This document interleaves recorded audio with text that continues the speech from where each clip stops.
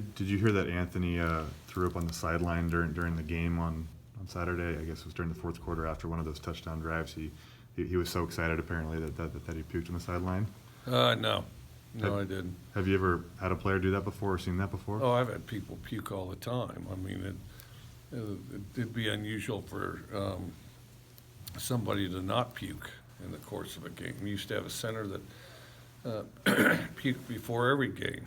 Opening talk would happen, and John, you'd hear blah. Then the coach would say the next word, blah. He's just puking through the whole opening talk. I wasn't the head coach then. One time Wes Welker caught a corner route, and I think it was against Oklahoma State. Catches the corner route. As soon as he catches it, just pukes, vomited all over the ball in his chest. People puke a lot in football. Is it usually nerves, do you think, or do you think they're not careful with what they're eating before the game, or a combination of both? I think it's a lot of things. I think sometimes it's nerves. I think sometimes they're sick. They have the flu or something. I think sometimes they, sometimes that's people's reaction to really hard work. I think sometimes they, they're running and breathing hard, and then they'll dump a bunch of water in there, and I think it just, rides bad in there and comes back out. Were you impressed with how he handled kind of that late game situation and was able to punch in a touchdown late for you guys? And I know that had kind of been a problem. You guys hadn't really done that yet in a game so far. Well, that's not really true. We did it against Arizona State. We did it against Oregon, and to a lesser degree, we did it against Houston. But no, I thought he had a great drive at the end. Then after that, we just got to hang on.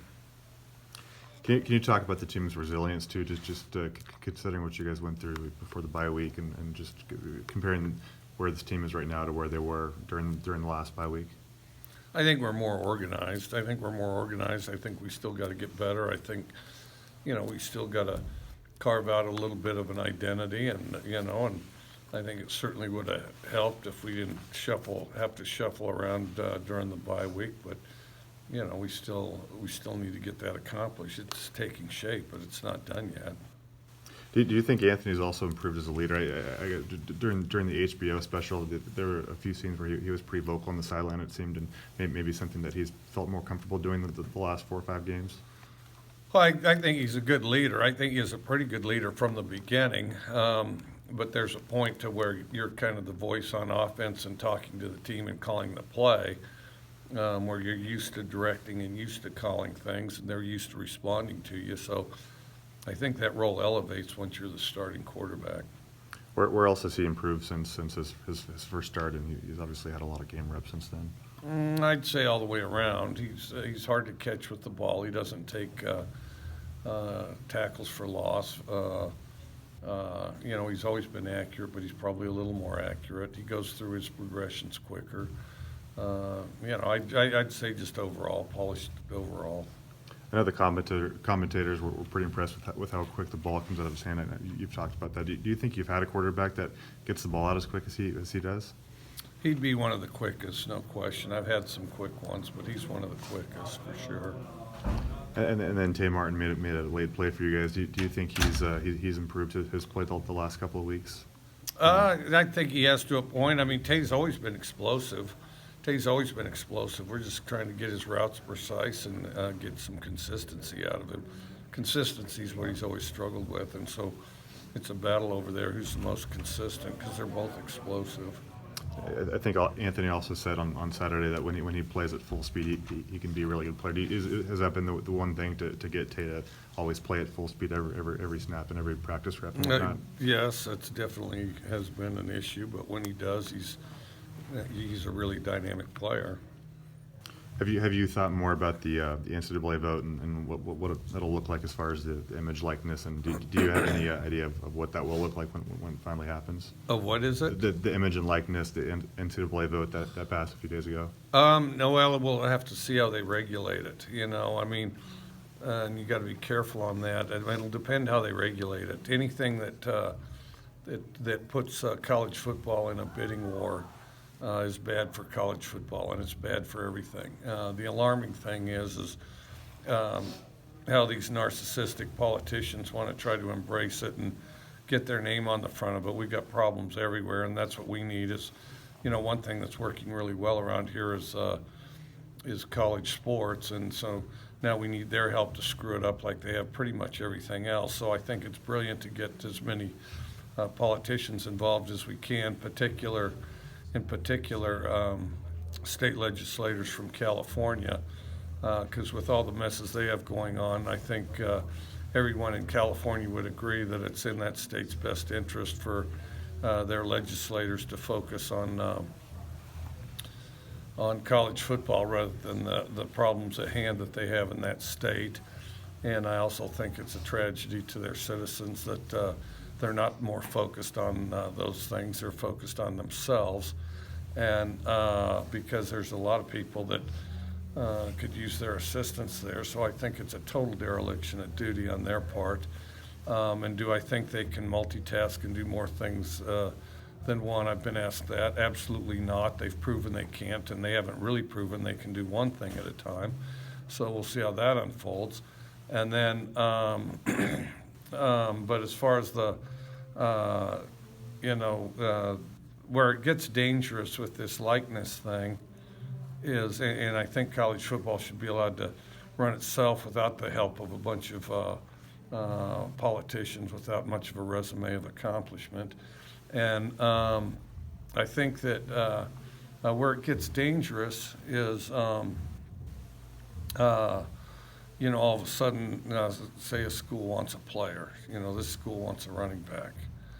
And then, and when you start dealing with somebody outside of the player and their families and their coaches, that's where you get into trouble, these handlers and agents. I mean, that's how basketball got in trouble. And the one thing the basketball guys tell you is don't let college football get like basketball. So we've got to be careful that we don't do that.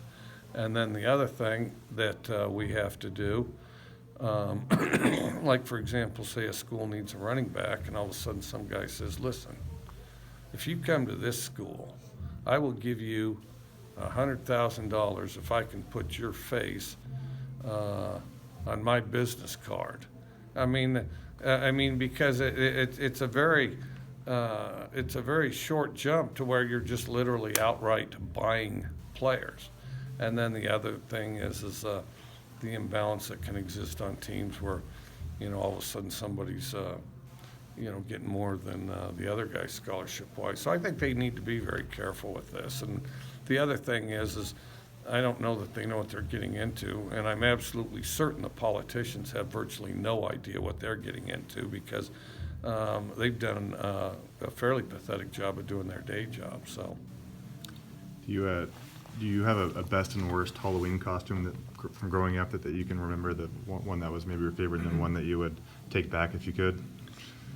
I'm trying to think. Take back if I could.